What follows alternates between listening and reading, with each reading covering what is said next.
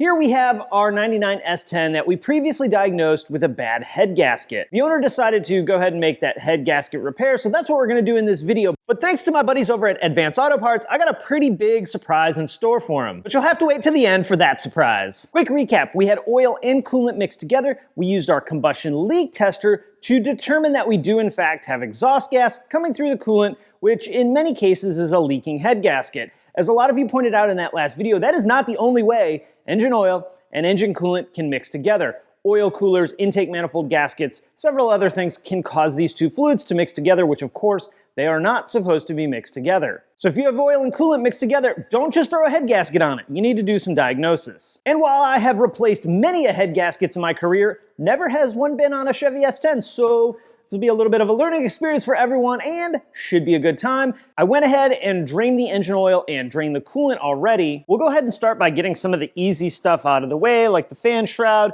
Of course, disconnect the battery. Now we have a little bit more room. Next, we'll take the upper fan shroud off. Get this guy out of the way. Now, even though we have plenty of room to work up front here, I'm gonna take the radiator out for a couple of reasons. One, well, it's super easy to take out. And two, I don't wanna risk anything slipping and hitting this brand new radiator. So we're just gonna go ahead and lift it up and out of the way, then we don't have to worry about it. Next, we will remove the plenum chamber that's attached to the throttle body. Now that we have a pretty good amount of stuff out of our engine compartment and a whole lot more room to work, we need to take off our fan and fan coupler assembly. Now, I thought I had a wrench big enough, but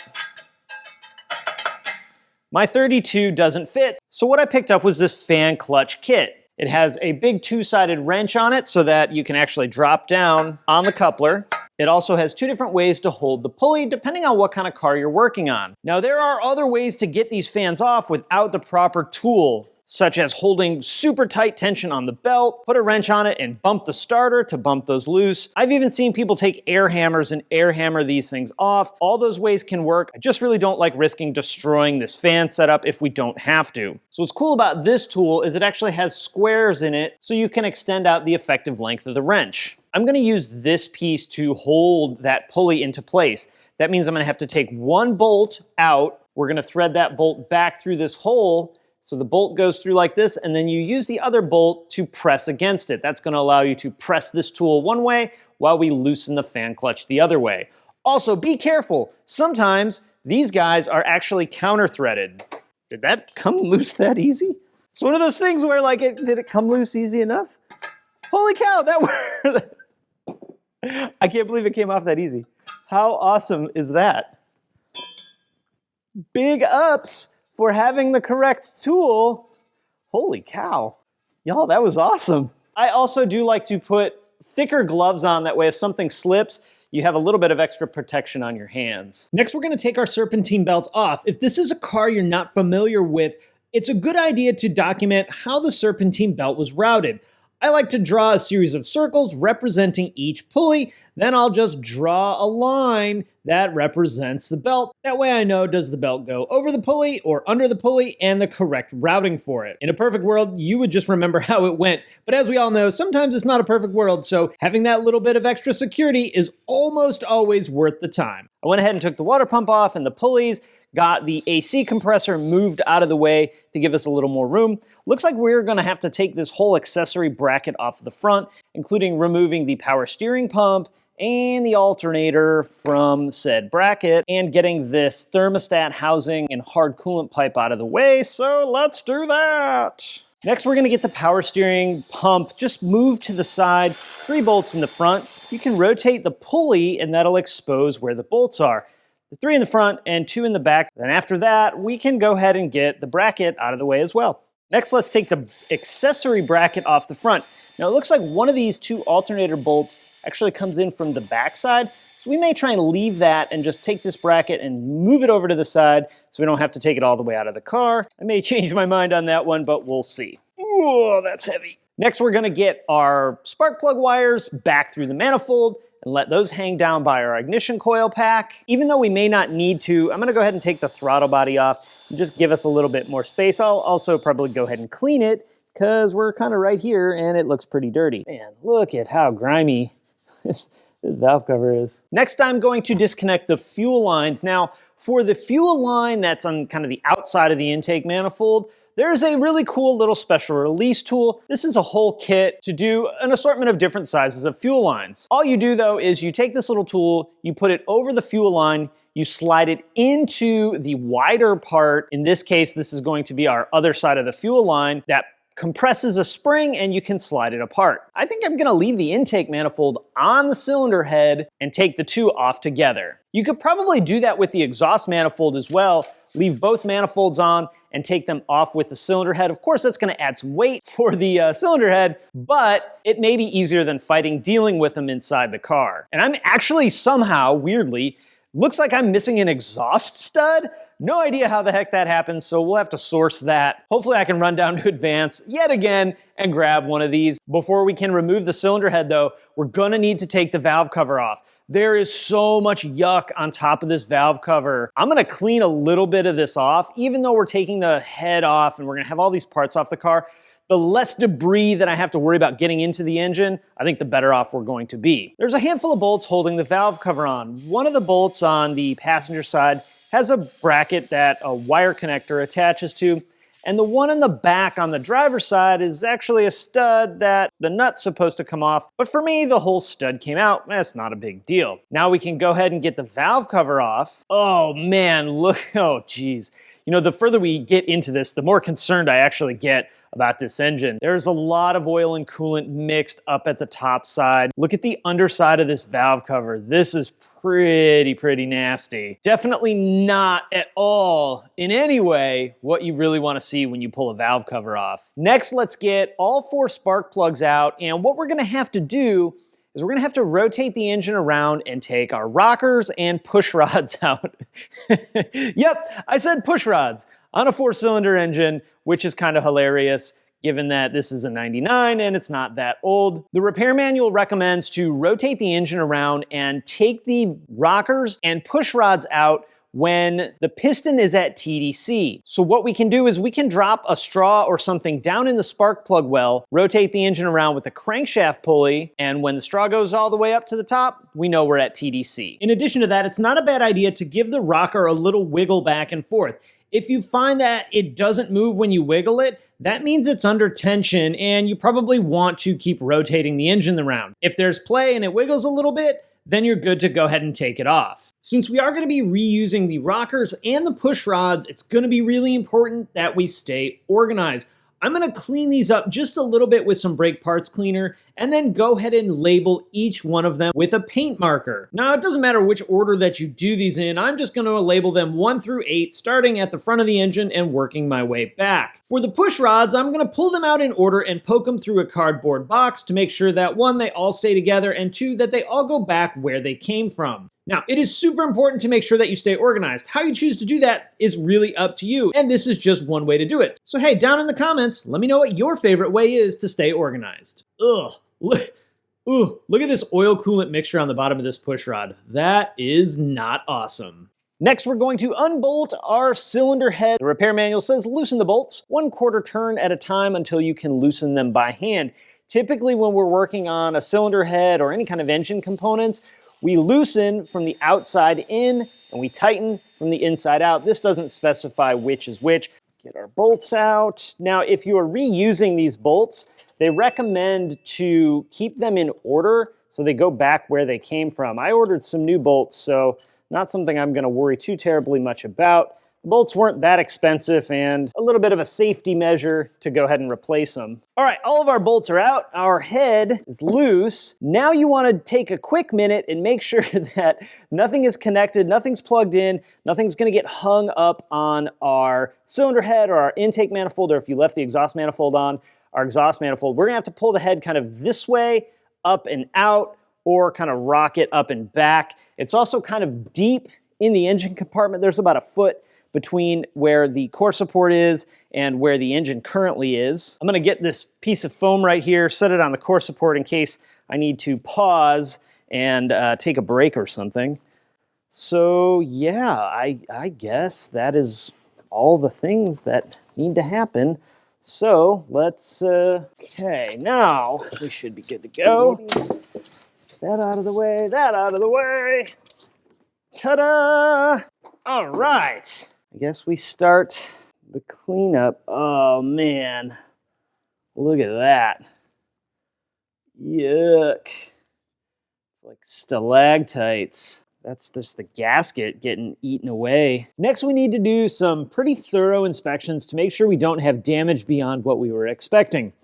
I actually like to start my inspections on the block side. The reason I do that is if we have a crack between, say, a cooling jacket and an oil passage, or a cooling jacket and the cylinder bore itself, a damaged cylinder wall, a cracked piston, any of that kind of stuff, we're in a super bad way. If we have a cracked cylinder head, we're not exactly in a good way either, but a cylinder head replacement is not going to be as huge and catastrophic of a deal as if we have to do the block, because if we're doing the block, we might as well just go ahead and get maybe a new engine or a used engine. But I'm going to start with my inspection between the cooling jackets and the oil galleys. You'll notice there's not a huge distance between the cooling jacket right here and an oil galley right here. This is where our push rods were in this little chamber here. So we're going to be doing a thorough inspection all along any of these. We're also going to inspect the gasket as well. Let's try and get some of this nasty stuff out of our coolant jackets. This is actually broken down bits of our head gasket. If you're not sure if you can get it out without dropping any down, a shop vac here while you pick up on it would be a really good idea. I think we can all agree that does not belong in our cooling system. I'm going to throw some blue masking tape over our oil galley. That way we can take these little bits of gasket and push them right out. We don't have to worry about them going down in the oil. So I don't see any major issues here from like cracks in the block or anything like that. We are going to clean this up and get a straight edge on it just to make sure that we didn't have any warpage of the block. Let's move over and inspect the cylinder head and the cylinder head gasket and see if we can identify any issues there beyond just a bad cylinder head gasket. So these are our 4 openings for our cylinders. We have these holes here. These are our bolt holes for our head bolts. Now these openings here are actually not supposed to be this giant opening. If we compare that to our other head gasket, it's just this tiny little hole for a coolant passage. But look at how much of this gasket has just deteriorated over time. So clearly this head gasket is in pretty sad shape. Let's see if we can find where the exact problem is. We look at this spot right here. This is not supposed to be a whole open thing. It's a solid piece on the new head gasket. So this is a potential area for a problem. In fact, this is actually our spot. So right here is a tiny crack.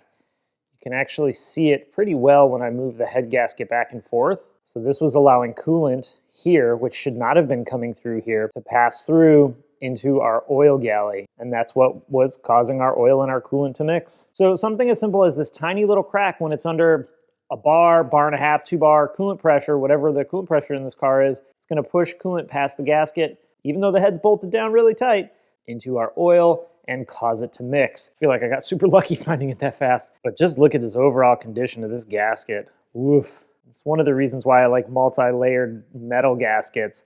You don't really get this kind of failure. Here we have our cylinder head over on the bench. I think I'm going to take the intake manifold off. Okay.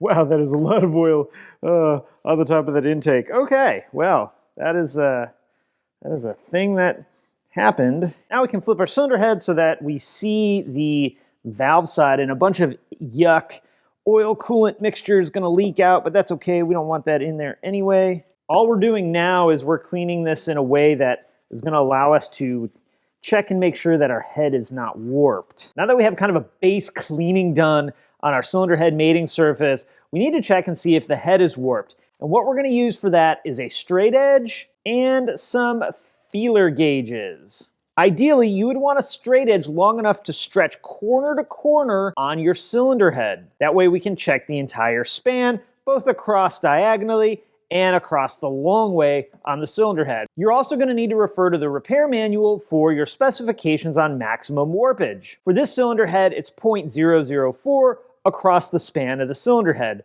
or 0.002 within a 6-inch span. We also want to make sure that we're paying attention to the reason for failure. We had oil and coolant mixed together, so we want to really check along this surface here.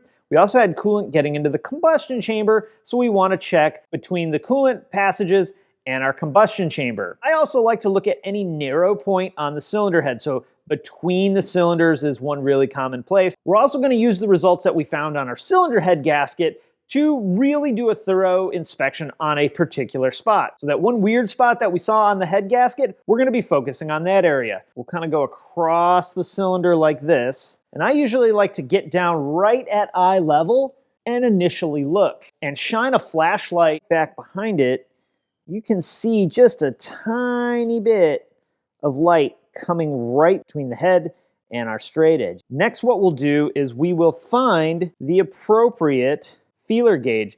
Now, I said it was 0.002, which is not very big. I like to start with either one just a little bit above or one just a little bit below. If the one above fits, we got a problem. If the one below doesn't fit, then you're good to go.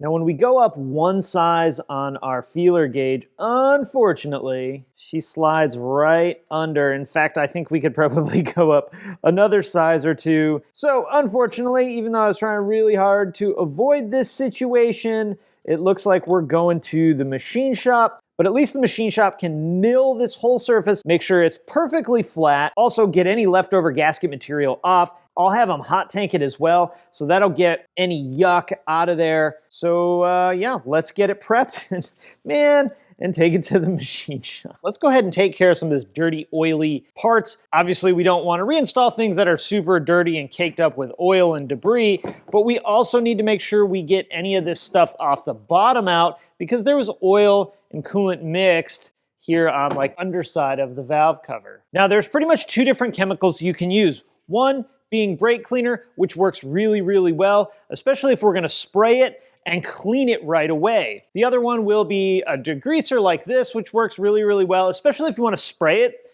let it sit for a while, and then come back and clean it. Of course, make sure you're working in a well-ventilated area, because especially the brake clean has a super strong odor. After spraying, I like to take an old or a new cheap toothbrush and just start cleaning. Next up, we need to get our block prepared so that we can install our cylinder head when it comes back from the machine shop. We, of course, are going to need to clean that head gasket mating surface and make sure there's no old gasket material left over. I've also got our oil galley taped off, and I'm going to stuff some towels down in our cylinders where the piston is down at the bottom, so that we can hopefully get a little less debris inside of our engine. But don't worry, we're going to get all that stuff cleaned out no matter what. Scraping the mating surface is pretty straightforward. We're just going to try and get all that stuff off.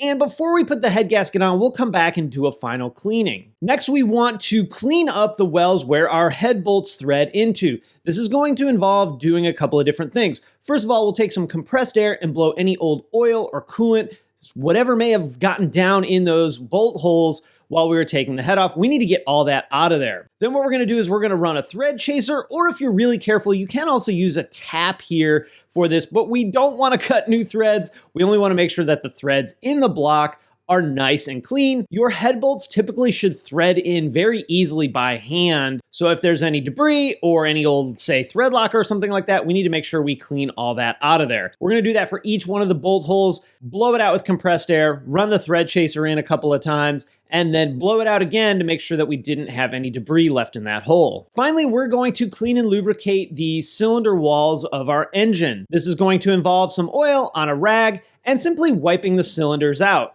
This will be a good opportunity to check and make sure there's no debris left over from, say, the head gasket. If there is, you want to use either vacuum or some compressed air and blow it out of the cylinder, not down into the ring. So you definitely need to be careful here. We're going to do that for all 4 cylinders, of course, rotating the engine around to make sure that we can get the tops and the bottoms of each. Also, if you want to clean the tops of the pistons, this is not a boost application or anything like that, but it's not a bad idea while you're in there to go ahead and give it that extra little bit of cleaning. I also went ahead and pulled the lifters out of this engine to clean those and re-lubricate them, get any of that oil coolant mixture out of every place I could easily reach. Before putting the head gasket on, we want to make sure that that mating surface is clean and dry. We may have dripped some oil on it while we were lubricating the cylinders, or some of that coolant mess from maybe blowing out the bolt holes. Some acetone on a rag, wipe that down, get it nice and clean and dry. You really do want these to be oil-free unless otherwise instructed by the repair manual. And finally, we can line our gasket up. In this case, our head gasket has the word up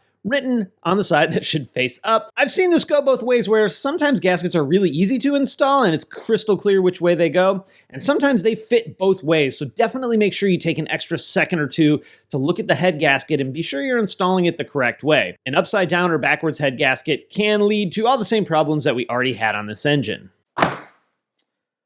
We are back from the machine shop, and boy, that didn't go as well as I had planned. Okay, so I took the head over to the machine shop for them to clean it, because as you saw, it was super duper dirty, and they can't mill it or resurface the gasket mating surface without cleaning it. Makes sense, no problem, go ahead and clean it. Well, he calls me the next morning and says, hey Charles, unfortunately, we found out that the cylinder head is cracked. I drove up there to take a look at it. I want to see what it looks like, and you know, I was really beating myself up about missing this crack. Of course, the head was super dirty, but I was like, dude, you should have just cleaned it and like you would have saw the crack. I got there. I don't know that I would have seen this crack, okay? Right here along the exhaust side where cylinder 1 spark plug is the crack. You can kind of see it in the video, but not really super well. So George tells me, Charles, I can try and fix it, weld it up, sand it down, refinish the exhaust gasket mating surface where the exhaust ports are, and hope for the best. He's like, I got pretty good success, but I just got to let you know it might not work. So $100 dice roll, figure $100 plus the pressure check plus the cleaning. It's cheaper than buying a used cylinder head or a new engine or any of that. So luckily he was able to fix it. They took a little bit off of the bottom. It looks pretty awesome here. You can kind of see. Unfortunately, the guy that machined it was not the guy that I talked to, so he wasn't sure exactly how much he took off. So you're probably wondering, Charles, they took an unknown amount out. What happens? What do I do if that happens to me? Well, ideally, you know how much they take off. This is an important question to ask the machine shop. Hey, when you do this work, whether it's milling the block or milling the head, can you document how much you remove? And they all pretty much do. I'm gonna go ahead and put the head gasket back on. This is a pretty thick head gasket on this S10, so I'm not super worried about that. We got everything else ready to go. I'm also going to thread chase the spark plug holes. It's something, I have the head out. It's an easy thing to do. We'll go ahead and do that as well. Next, we need to get the rest of our gasket surfaces on our cylinder head prepped and ready to go. This is going to include scraping and cleaning up where our intake manifold mounts up. They refinished the exhaust manifold side, so we don't need to worry about that. Same thing with the bottom where the cylinder head gasket goes, we're good there. We are going to need to clean up the thermostat housing mating surface. In addition to that, similar to how we did the bolt holes on the block, I'm gonna blow out and clean out the bolt holes where our valve cover mounts up. We need to make sure that those bolt holes are clean and free of any liquid or anything like that, because we surely don't want to damage our cylinder head when we torque down our valve cover. Got our intake manifold cleaned up. We're gonna go ahead and put this back on the cylinder head before we put it on the car. I think that's gonna make our life a little bit easier, but we do need to put a new gasket on. This is kind of a cool gasket here. Now this gasket is actually keyed. There's a triangle piece on the gasket here that matches up to one here on, this would be the front side of the intake manifold. So we'll start there. Make sure that manifold gasket is in there nice and snug. We can get our cylinder head and drop our manifold back on and go ahead and tighten that down. Next up, it's time to install our cylinder head. Now, a couple of things before you do that. One, you want to install the gasket and make sure that it is properly seated. A lot of times, either the head side or the block side will have these alignment pins. Make sure that the gasket sits on those properly. What you can also do is you can actually make your own alignment guide pin. This is a cylinder head bolt that I cut the head off. Then I ground a little slot so that we could loosen it with a flat blade screwdriver. And what you would do is you would thread this into an old bolt hole. Don't thread it down very much, just enough to get it started. Then when we take our cylinder head, we can slide it straight down onto the block. We don't have to worry about sliding it all around. Make sure all your surfaces are clean, including the head and the block and the gasket. Everybody's happy. Now let's put this cylinder head on. Let's go ahead and get our bolts started, get that step out of the way. I did get new bolts for this. I usually like to take a small impact gun or something and just snug these down, but I always start them by hand. Now, I am not a super stickler about torquing every single fastener on the car. There are some things that you just don't need to get a torque wrench out for. However, these cylinder head bolts are one you definitely need to get a torque wrench out for. Not only do you want to make sure you tighten them down properly, you want to make sure that you follow the sequence recommended in the repair manual. That sequence is typically working your way inside out, going usually across the cylinder head. Whatever it is though, you need to make sure you follow that torque sequence. Doing a cylinder head gasket or other work similar is not a job you want to just try and wing it. You really want to have the repair manual for, so you can make sure you do it the right way. And these are torqued to 46 pound-feet of torque for the longer bolts, the ones under the valve cover, 43 pound-feet of torque for the shorter ones that are next to where the spark plugs go. After that, we're going to tighten them an additional 90 degrees. When you're doing that final tightening of the bolt, in our case, that extra 90 degrees, if it's a pretty easy number to eyeball, 90 degrees, 180 degrees, 360 degrees, then I'll usually just put a small mark on the bolt. Now, if it's something odd like 70 degrees or 50 degrees or something like that, then I'll go ahead and break out the torque angle wrench. Next up, it's time to start getting our push rods, which is weird that we're dealing with push rods, but whatever, our push rods and our rockers cleaned up and reinstalled. Now, of course, we're gonna install these back where they came from, but we wanna spend a minute or two cleaning some of the yuck off of the push rods and off the rockers. For the push rods, we'll just get some brake cleaner on a rag, clean them up. Not a bad idea to look through the center hole and make sure that you can see light through it. You can also take some compressed air and blow that through. So we'll get these cleaned up, and we can actually just drop these right back in where they came from once they're clean. Next, we're gonna get our rockers cleaned up. We'll start with a tray of fresh, clean engine oil, and we'll use that clean engine oil to clean our rockers. The key here is we want to get as much good clean oil into the rollers as we possibly can. So we'll get it good and saturated, take our toothbrush, scrub it out as best we can. Then what we can do is take some compressed air and blow the bearing out. This should get rid of any old coolant oil mixture that we have. This is also going to leave these really nice and lubricated for when we install them. Next, we're going to install our push rods, or push tubes, if you prefer to call them that. These are going to, of course, go back in the same spot that we took them out of. I have a little tray of assembly grease. We're just going to dab each end of the push rod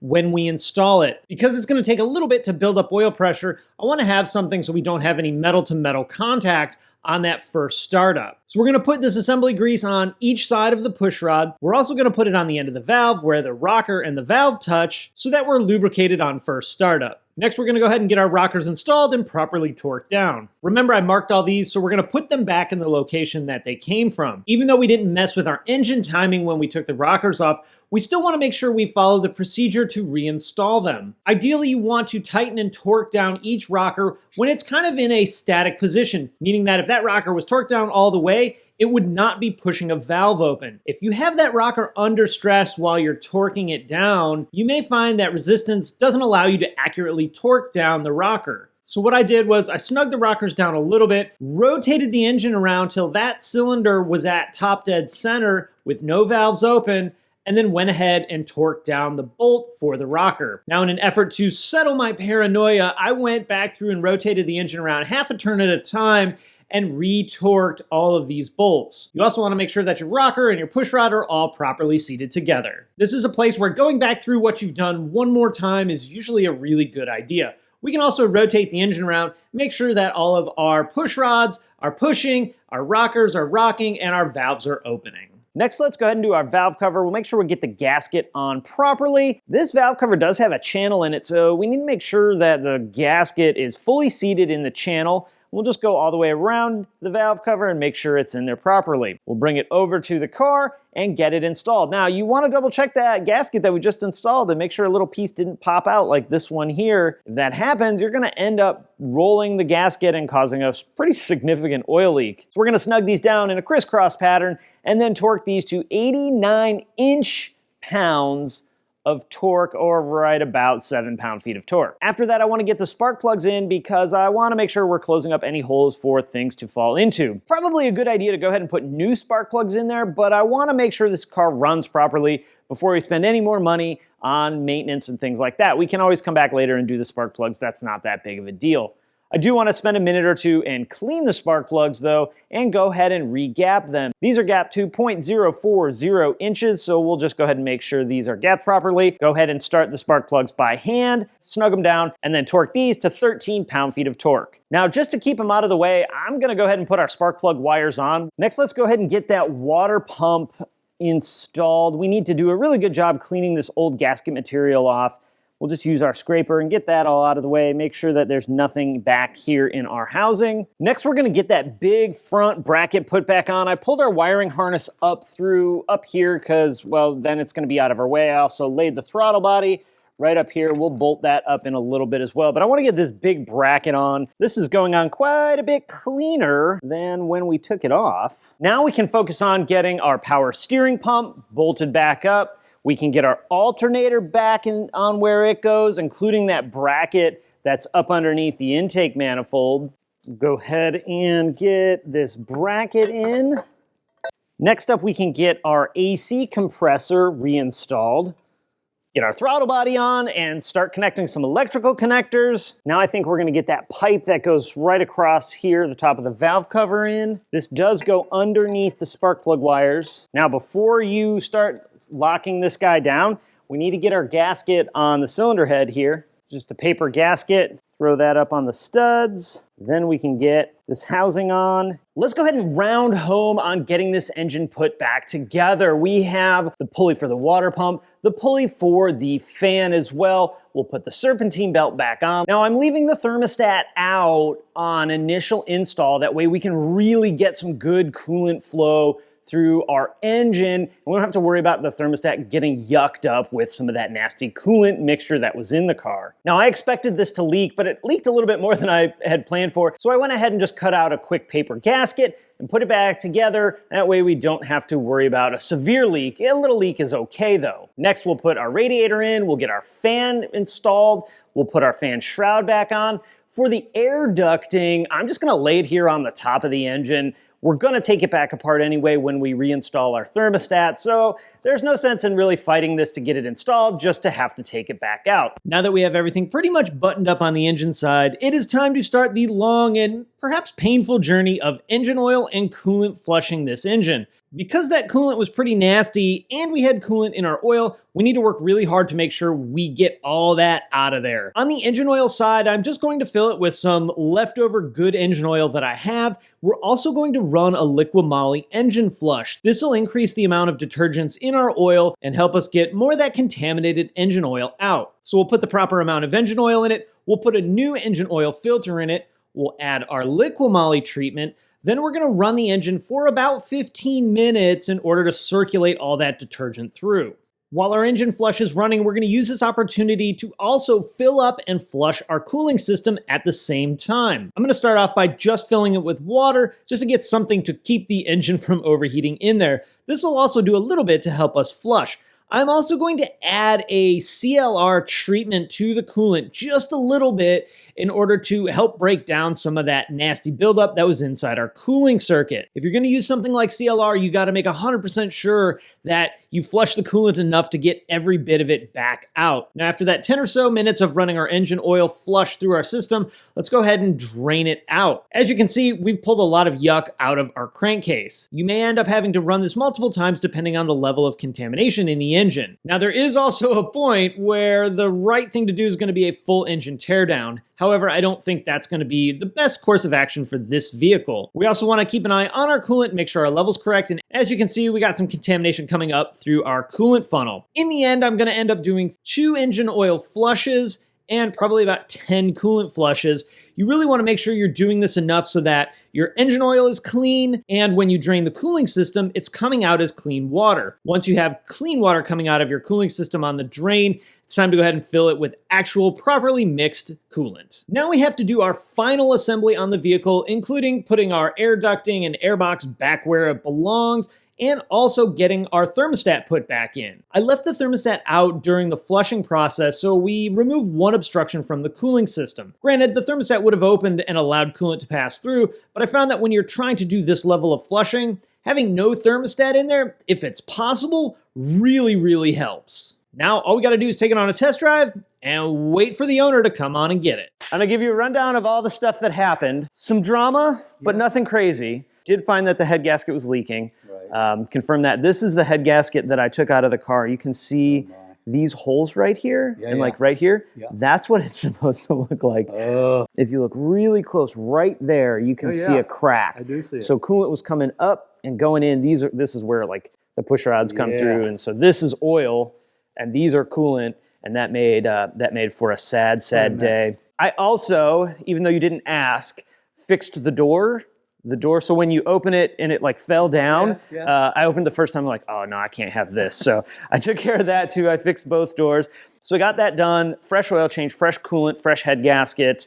The head was cracked, so the machine shop fixed that. We talked about price, and there was a couple of extra things. The total's a little different than we talked about.